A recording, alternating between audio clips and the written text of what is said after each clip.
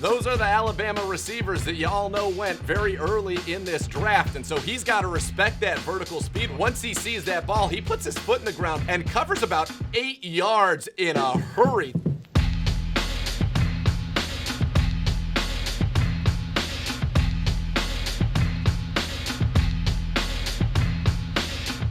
Browns fans, welcome into another edition of the Browns Breakdown. Nathan Zegura, along with the senior draft analyst from The Athletic, Dane Brugler, going in the film room this time to look at the Browns' second fifth-round pick, safety Richard LeCounte from the University of Georgia.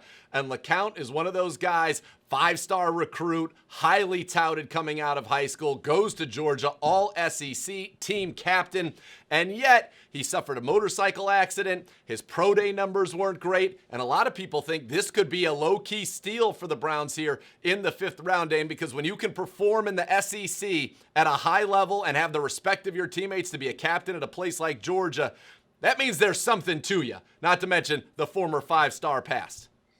No doubt about it. He entered his senior year with a lot of third round grades around the league. And then, like you said, missed the second half of the season with an injury. The pro day, wasn't quite with the numbers that teams are looking for. 4.76 40-yard dash. The shuttles, the jumps were not great.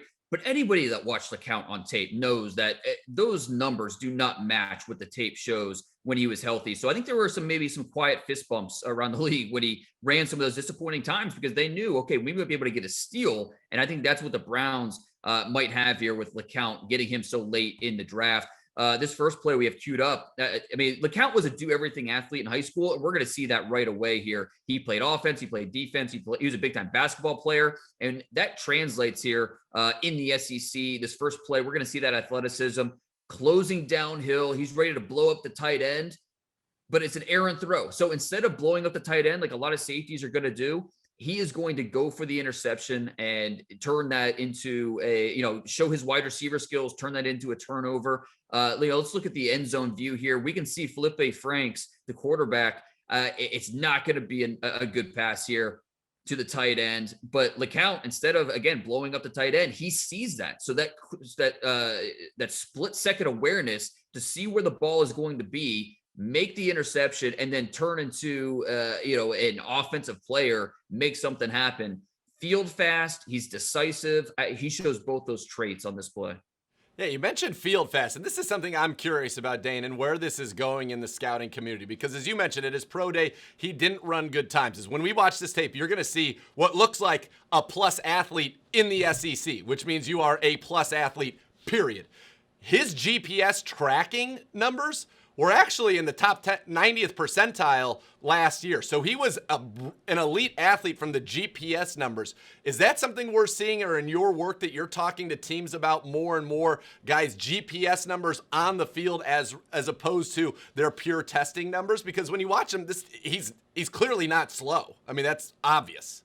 Absolutely. And that's something that showed up with Demetric Felton as well, another Browns draft pick from this class, where maybe the 40-yard dash wasn't all that impressive, but some of the miles per hour with the GPS data, just it really showed in those numbers. And then just, with the naked eye, you can tell, okay, his athleticism, his movement skills here. This is not an average athlete with the way he's moving out there.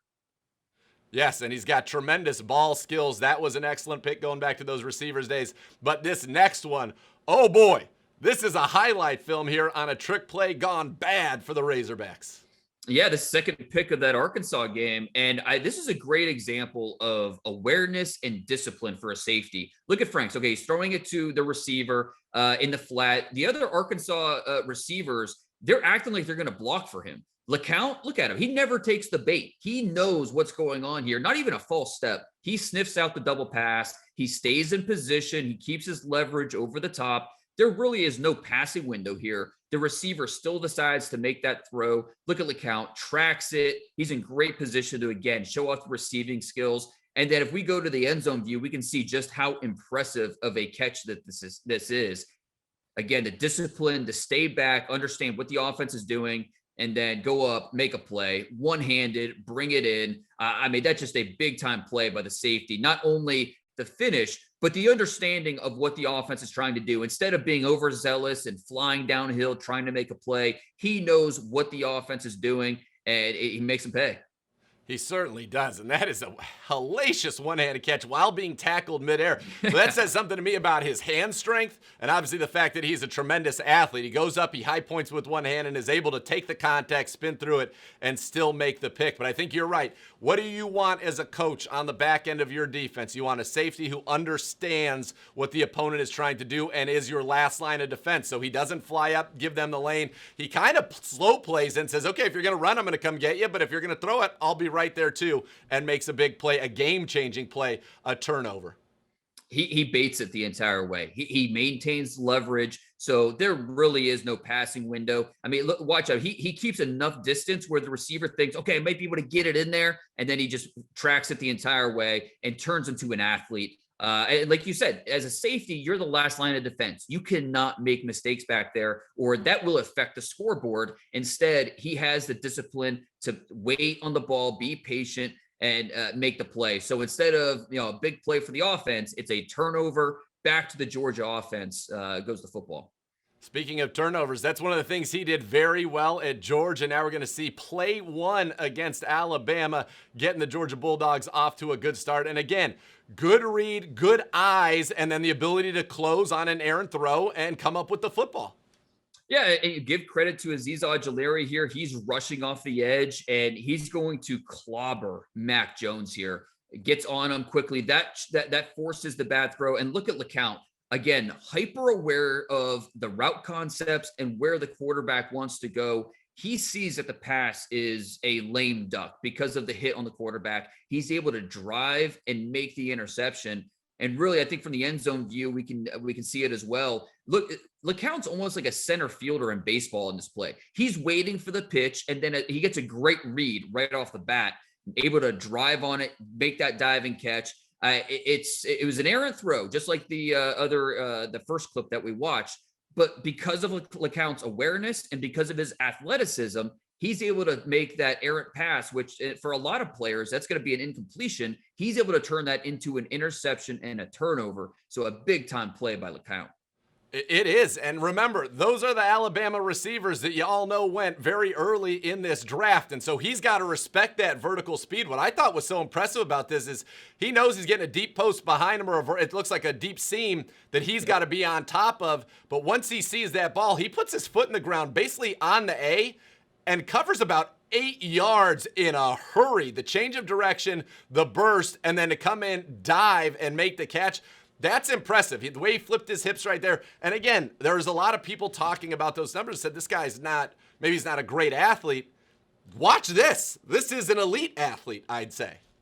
Absolutely. And again, the pressure is what really makes the errant pass. But LeCounte, his movement skills, like you mentioned, his ability to have the spatial relationship between the route and what the quarterback is doing, that allows him to make the play. So you have to give him credit for this play here. The athleticism, the instincts that he's showing. He understands spatial relationships, and that's a big part of playing the safety position.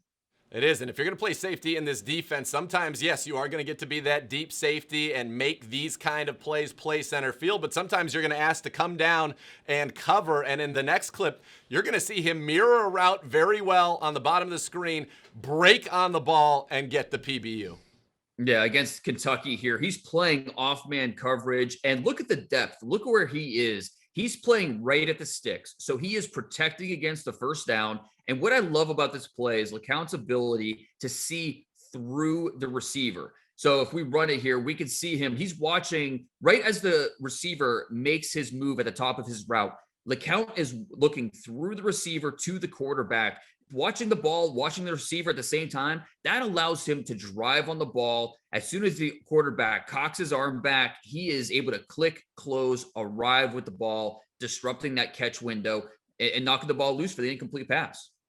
A great play again by LeCounte. And Dane, you've got Grant Delpit, you've got Ronnie Harrison, you bring in John Johnson III. Sheldrick Redwine has played very well for this organization in the past. But LeCounte is a guy that looks like he could really fit into the dime packages that Joe Woods wants to run. Those 400-plus plays he told us about running in dime with 3 safeties on the field. And clearly, again, it doesn't have to be this year. He can get his body exactly where he wants it coming off of that accident. But you see the instincts, you see the fact that he's smart, and you see the ball skills. And I think that's all any DB coach, Jeff Howard here, would be the one wants out of a guy on the back end of this defense.